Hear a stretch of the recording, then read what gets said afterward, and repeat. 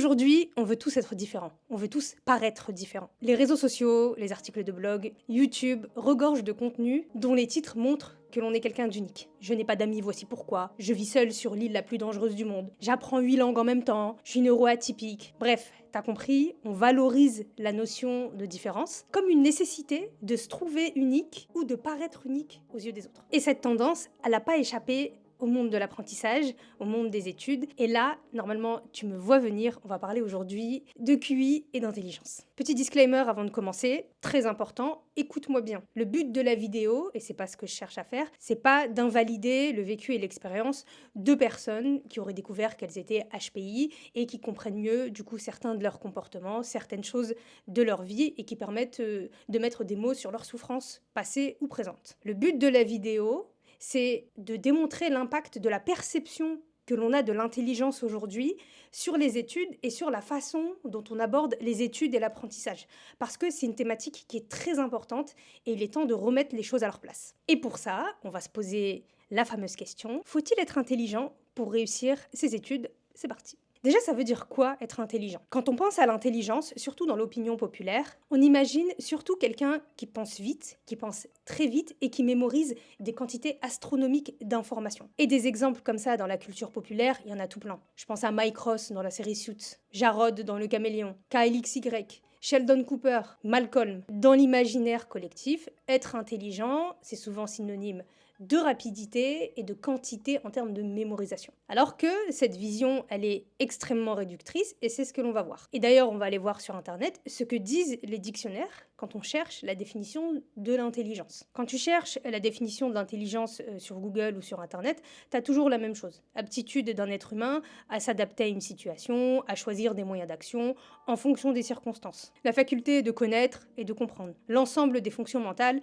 ayant pour objet la connaissance rationnelle. Bref, quand tu cherches sur Internet, même quand tu demandes à ChatGPT, il te donne une définition qui est plutôt similaire. Et en compilant tout ça, en fait, on se rend compte qu'on peut décomposer la notion d'intelligence telle qu'on la conçoit dans le dictionnaire en 4 aspects principaux. La faculté à résoudre des problèmes, la capacité à assimiler et à maîtriser de l'information, la capacité de raisonnement logique et la faculté de s'adapter à de nouveaux environnements. Ce sont les 4 aspects principaux qui définissent l'intelligence, finalement, dans les dictionnaires, dans les définitions que l'on voit. Comme on peut le constater, c'est donc bien plus que le simple fait de mémoriser des faits et surtout de les mémoriser rapidement. Et d'ailleurs, ces 4 aspects, ils sont intéressants parce que c'est sur ces fondements que le test de QI a été créé. Petit point d'histoire. Alors le test de QI, quotient intellectuel, il a été inventé par un Français, un psychologue qui s'appelle Alfred Binet en 1905. Le test de QI, il n'avait pas pour vocation de mesurer l'intelligence supérieure ou pas des élèves. Et pour ça, il faut replacer les choses dans leur contexte. C'est pour ça que les cours d'histoire sont importants. Au début du XXe siècle, contexte historique, l'école devient obligatoire. Et donc, Alfred Binet, il est mandaté par le ministère de l'Éducation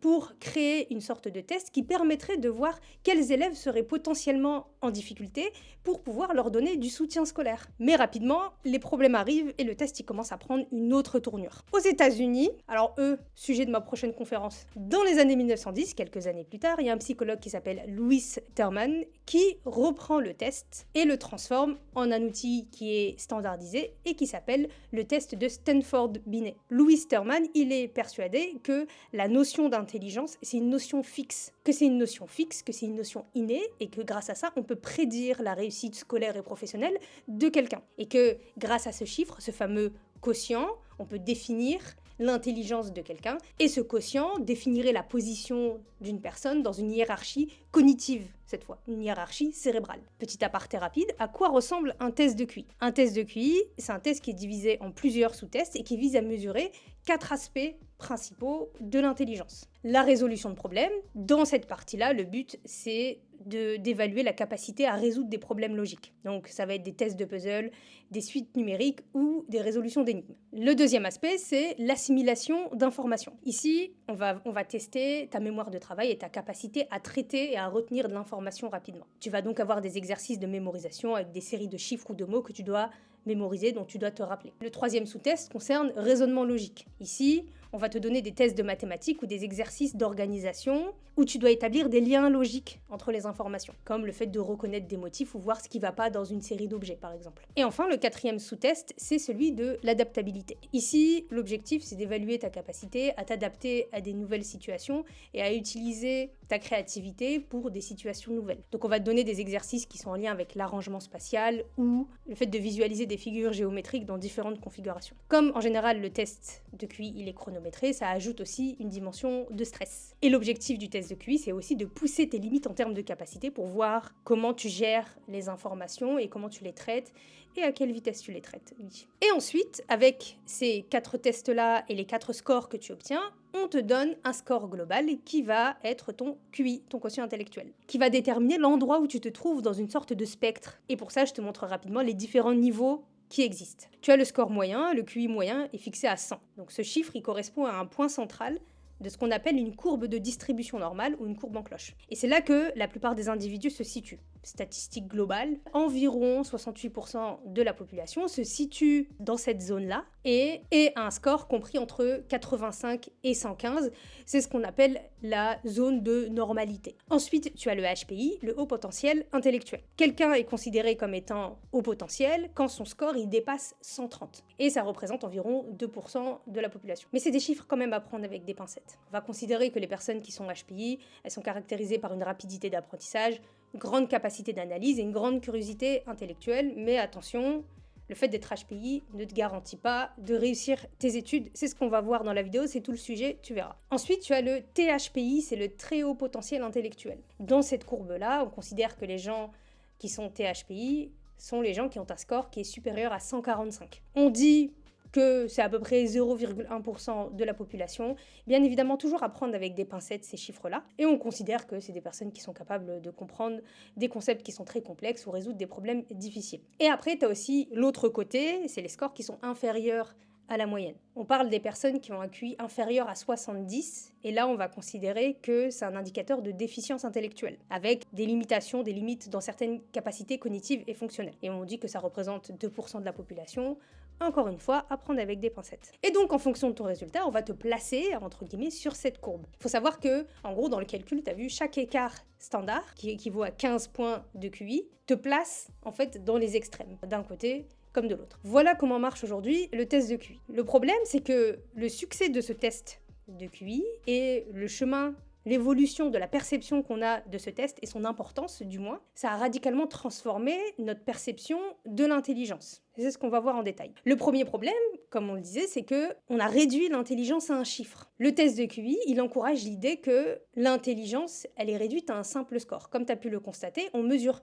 4 aspects pour calculer le QI de quelqu'un. Il y a bien d'autres choses à prendre en considération pour évaluer l'intelligence d'une personne et qui ne sont pas pris en compte dans le test de QI. Et donc ça renforce l'idée pour beaucoup de personnes que l'intelligence, c'est quelque chose de fixe, d'immuable. En gros, tu as ça quand tu es né et ce score-là, tu l'as depuis que tu es né et tu l'auras quand tu seras mort. Alors que, en réalité, l'intelligence, c'est quelque chose de beaucoup plus fluide, qui évolue avec le temps et qui est aussi dépendant de plein de facteurs. De ton environnement, de ton éducation. Quand tu évolues dans un milieu culturellement beaucoup plus riche, tu as forcément beaucoup plus de chances de développer plus de culture, plus de compétences. Tu as aussi l'éducation, les expériences de vie, et je dirais même aussi l'évolution de l'accès à l'information avec les nouvelles technologies, etc.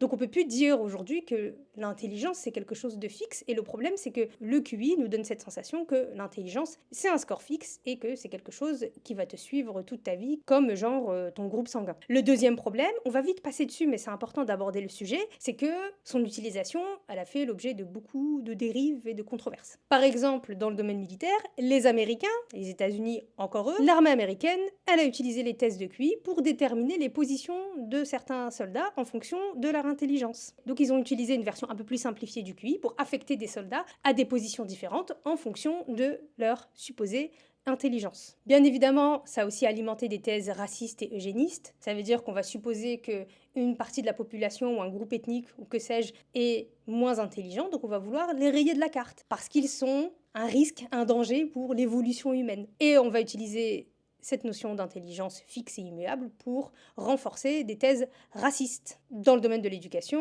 dans des écoles, tu as certains élèves qui ont été catalogués comme surdoués ou à l'inverse en difficulté sur la base de leur QI, et forcément ça influence non seulement le comportement que le corps enseignant va avoir pour ses élèves, mais aussi le comportement que l'élève va avoir en cours et l'image qu'il va avoir de lui-même. Et ça crée quoi? Des prophéties autoréalisatrices. Qu'est-ce que c'est? Je te donne un exemple. On imagine qu'on a détecté un enfant surdoué, donc les professeurs vont lui donner plus d'attention, plus de challenge intellectuel, plus d'exercices, ils vont valoriser son intelligence. L'élève va se persuader de cette intelligence et il aura forcément beaucoup plus d'opportunités et de chances d'accéder à des postes plus prestigieux, ou de faire des choses plus challengeantes intellectuellement. À l'inverse, si on fait croire à un élève qu'à cause de son QI bas, il n'est pas voué à de grandes études et qu'il est trop bête pour certains sujets, on va le rediriger vers des cursus ou des formations qui ne sont pas challengeantes intellectuellement. On va lui barrer l'accès à certains cursus prestigieux sous prétexte qu'il n'en est pas capable. Et l'élève va se persuader qu'il n'en est pas capable. La prophétie autoréalisatrice. Et enfin, le troisième aspect, le troisième problème, c'est un problème sociétal, c'est que ça induit forcément beaucoup plus de pression et surtout de pression sur la performance. Le QI, il a forcément contribué à alimenter une pression et un stress de fou chez les élèves, t'es peut-être sur la vidéo pour cette raison, mais aussi chez les enseignants et chez les parents. Comme encore aujourd'hui, la réussite scolaire, elle est encore perçue comme le reflet de l'intelligence, forcément, ça crée un sentiment d'échec ou de malaise chez ceux qui ne répondent pas à ces attentes-là. Et les parents, ils vont pousser leurs enfants à obtenir des scores toujours plus élevés, parfois au détriment du bien-être de ces enfants. Et on le voit dans certaines sociétés où la performance au niveau des scores scolaires et intellectuels, ça mène à des drames. Et cette obsession sur la performance, elle conduit beaucoup de jeunes à développer une relation malsaine aux études et à l'apprentissage. Et c'est triste parce que cette réalité, elle est tellement ancrée dans nos esprits et dans le système scolaire que même si on enlève la notion de QI, et qu'on est dans des écoles où on ne parle pas forcément de tests de QI, je pense qu'on n'en parle pas forcément beaucoup, on a intégré cette notion de performance et que la réussite de nos études, elle est forcément liée à notre intelligence et inversement, que c'est notre intelligence qui va nous permettre de réussir nos études. Alors que c'est faux. Pour preuve, il y a énormément d'élèves, de personnes qui ont un QI bien supérieur à la moyenne, qui sont diagnostiqués HPI, dont le score, en gros, de QI atteindrait ceux des très hauts potentiels intellectuels et qui sont en échec scolaire. Donc, le QI ne détermine en rien ta probabilité de réussir tes études. Tu peux aller faire un test de QI, ça ne veut pas te dire si tu vas réussir tes études ou non. Maintenant, on va se focaliser sur les cours et les études. Comme tu l'as bien compris, l'intelligence seule, elle ne suffit pas à garantir des résultats scolaires et une réussite à l'école. Mais ce que l'école attend de toi, c'est que tu développes des compétences spécifiques. Et ces compétences, je vais te les détailler ici. Ce pas des compétences qui demandent un QI élevé, mais le truc, c'est qu'il faut que tu saches quelles sont ces compétences-là pour que tu puisses réussir tes études. Le problème aujourd'hui, c'est qu'on avance dans notre cursus scolaire sans comprendre ce qu'on attend de nous à l'école. Résultat, on se dit, bon, si j'avale tout, si j'apprends tout par cœur, si je recopie tout, ça passe. L'expérience prouve que... Ça passe pas des fois. Donc on va prendre un temps pour définir ce que sont ces attentes-là et quelles sont les compétences que tu dois développer dans le cadre de tes études. Et donc, tu dois non seulement t'y attendre, mais tu dois développer ces compétences-là. La première, assimiler de l'information et le fait de comprendre et retenir les notions principales. Bon, je pense que c'était une évidence. C'est l'une des attentes principales de l'école. Et là, ça signifie pas seulement lire et mémoriser par cœur.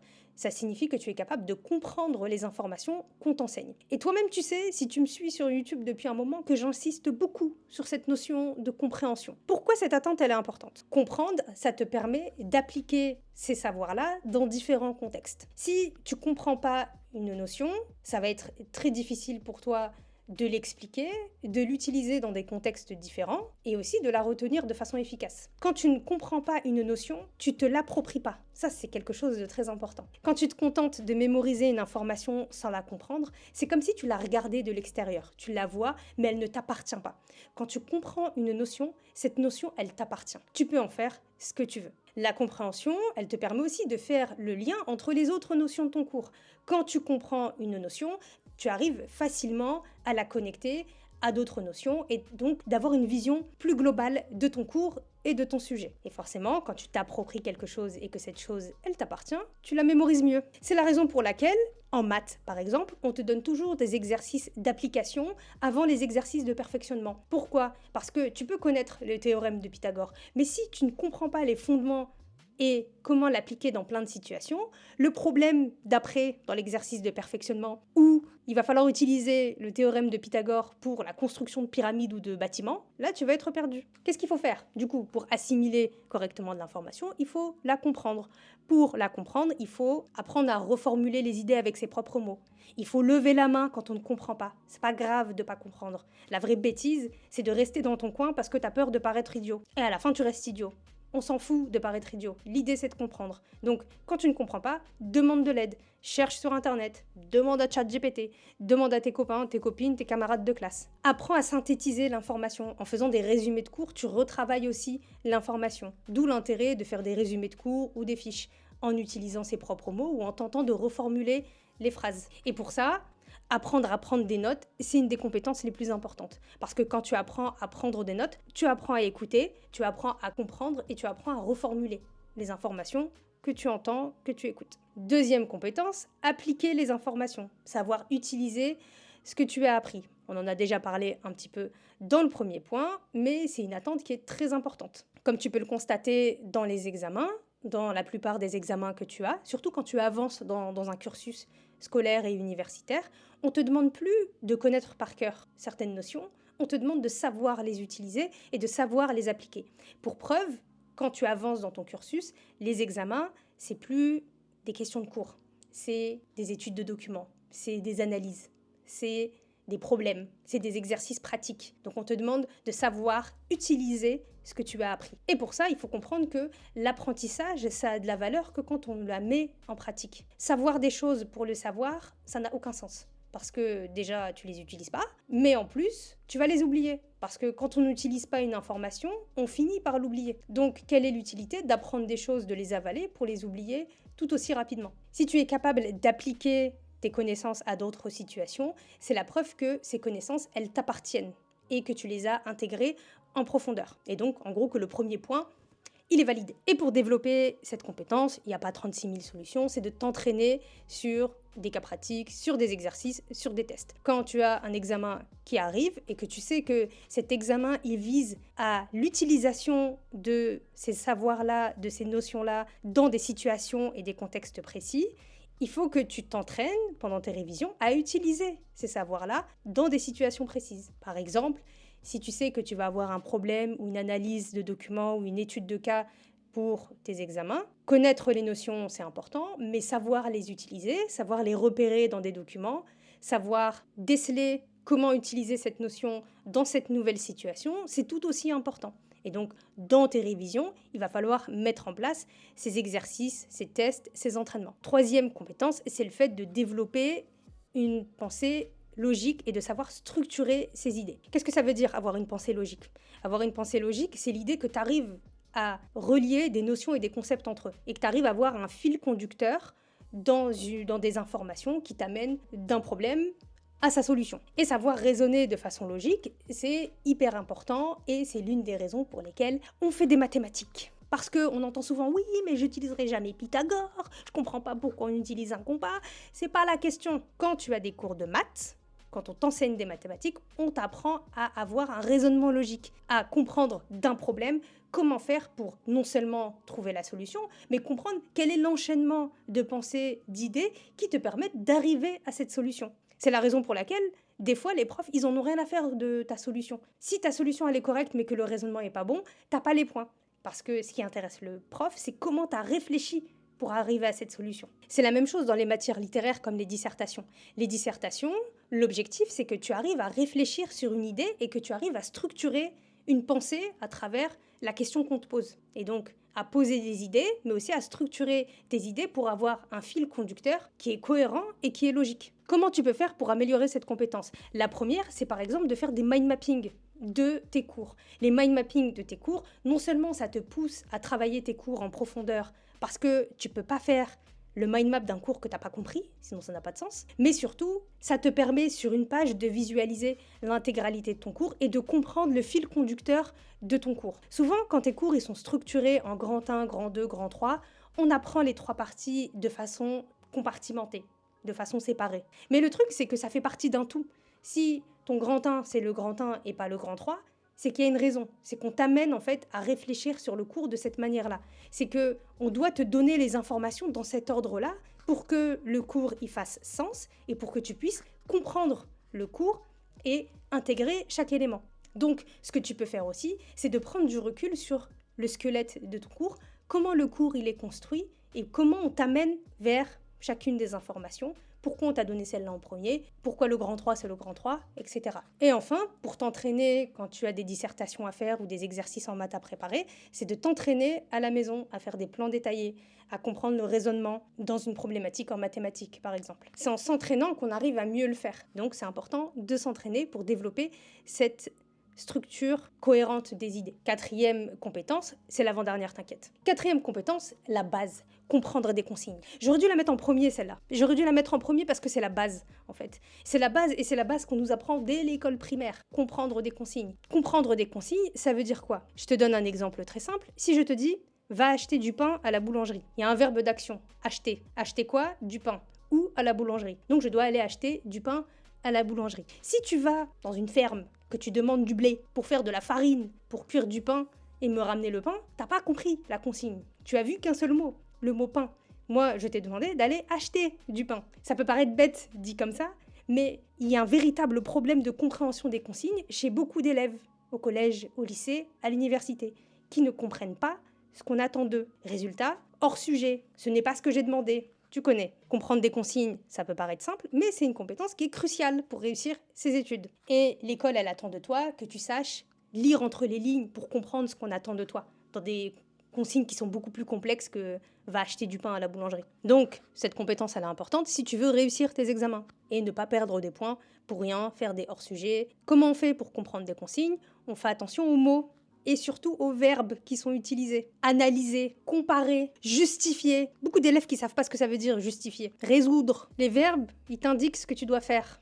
Donc fais attention à ça en premier lieu. Par exemple, le verbe analyser, il sous-entend une étude approfondie. Et pas que tu dises juste il y a ça. Ça, c'est constater, c'est pas analyser. Comparer, ça veut dire que tu as plusieurs éléments qu'il va falloir que tu mettes en parallèle et que tu compares. Et si la consigne elle est complexe, n'hésite pas à la reformuler pour que tu comprennes vraiment ce qu'on attend de toi. Et comprendre des consignes, c'est une des compétences les plus importantes demandées à l'école et durant les études. Et enfin, la dernière, savoir argumenter. Je pense que c'est la plus compliquée celle-là. C'est le fait d'expliquer clairement tes idées et de les défendre avec des faits.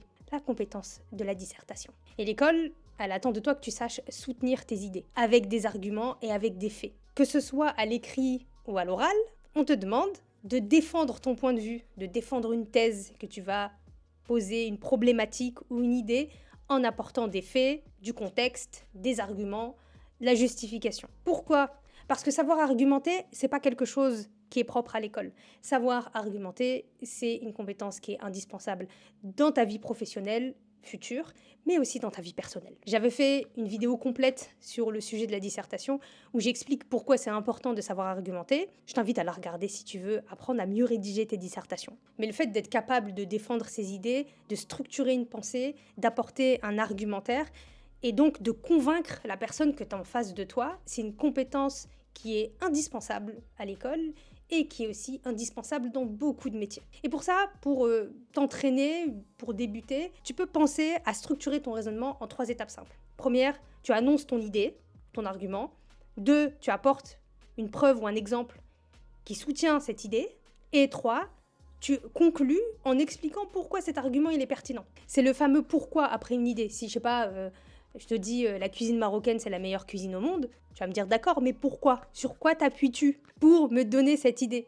Et le fait que je te dise je pense que, parce que c'est mon avis, c'est pas un argument. Et là, on fait la différence entre une opinion et un fait. 2 choses différentes. Objet d'une autre vidéo un jour, c'est trop important. Appuyé par des faits, il faut que je te donne des stats sur le classement des meilleures cuisines au monde, par exemple. Ça, c'est un argument, c'est un fait. C'est une stat qui peut appuyer cette idée. Et pour s'entraîner, certes, il faut le faire, mais il faut aussi être en contact avec ce genre d'argumentaire.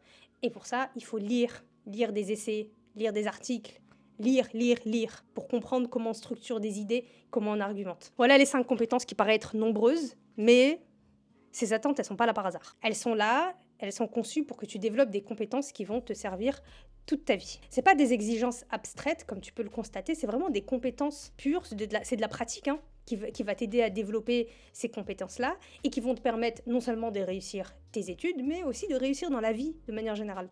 Et quand tu sais assimiler de l'information, quand tu sais l'appliquer, quand tu sais structurer ta pensée, quand tu comprends ce qu'on te demande, quand tu sais défendre des idées, forcément tu développes une cohérence dans ton apprentissage. Et à travers ça, tu vas pouvoir adopter des façons de travailler qui sont cohérentes aussi. Si par exemple tu sais que tu as une dissertation à préparer, apprendre son cours par cœur, ça sert à rien.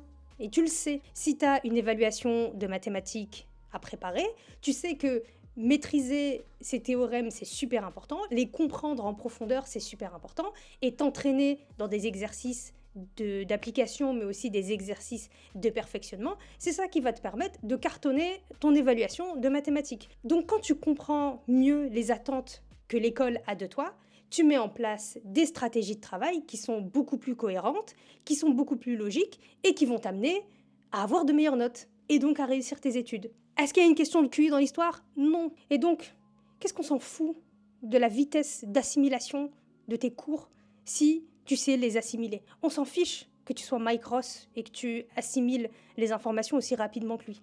La preuve, Mike Ross, non seulement c'était une fraude, mais en plus, il a dû tout réapprendre, parce qu'il n'avait pas la pratique, il n'avait pas la légitimité, il n'avait pas le diplôme qui lui donnait cette légitimité. Et au final, c'est ça l'intelligence. L'intelligence, c'est la capacité à s'adapter, c'est la capacité à se connaître et à travailler en fonction de ses forces et de ses faiblesses. Avoir un QI élevé n'est pas une garantie pour réussir ta vie sociale ou tes études, et un QI normal ne t'empêchera jamais de réussir tes études et même d'exceller dans tes études tant que tu comprends ce qu'on attend de toi durant tes études. Et c'est ça que tu dois comprendre. Les études, c'est un marathon, c'est long, et les études, c'est une question de méthode et de compréhension des attentes que l'on a de nous. Donc pour réussir, il ne faut pas être intelligent, il faut travailler intelligemment. C'est la somme de ta discipline, de ta persévérance, de ta méthodologie, et aussi, on va dire, un peu de la chance qui va te permettre d'arriver au résultat que tu souhaites et d'atteindre tes objectifs. Et tu sais, tout à l'heure, en introduction, je te parlais du fait que tout le monde veut être différent, mais en fait, tout le monde est différent. Et on a tous un rôle à jouer dans la société. On n'est pas là pour agir en solo, tu sais à quel point c'est important pour moi, mais on est là aussi pour être utile aux autres et que notre talent, il soit au service des autres, de la même manière qu'on veut que les talents des autres soient à notre service. Que tu sois fort dans une matière et plus faible dans une autre, on s'en fiche parce que le plus important, c'est de comprendre qu'on est une pièce dans ce puzzle de l'humanité et qu'on est une pièce importante. Ton potentiel, il est précieux, il est important, donc ne laisse pas la peur et une perception erronée de l'intelligence te faire croire que t'es inutile ou que t'es pas capable d'apporter quoi que ce soit au monde dans lequel tu vis. On vit en communauté, on a tous besoin des uns des autres, donc tu as ta place et ce que tu as à apporter, ça a autant de valeur. Si tu décides que ça a de la valeur. Donc sois curieux, développe des méthodes, améliore ses compétences, challenge-toi intellectuellement et surmonte les défis qui se trouvent en face de toi. Et enfin, là je vais vraiment terminer. J'aime bien philosopher, donc j'ai plein de choses à dire dans cette conclusion, mais là je vais vraiment terminer. Parce que ça rejoint vraiment l'introduction. C'est que t'as pas besoin de te différencier pour être quelqu'un d'unique, parce qu'on le sait déjà.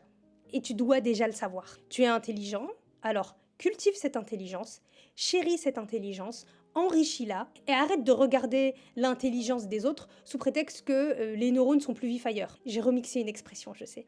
Chaque intelligence est unique, tu es unique, alors occupe-toi de tes neurones au lieu de compter les neurones des autres. Voilà, c'est tout pour moi. J'espère que cette vidéo t'aura plu, qu'elle t'aura motivé et qu'elle t'aura rassuré sur la notion d'intelligence, qu'elle t'aura convaincu que oui, tu es capable de réussir tes études.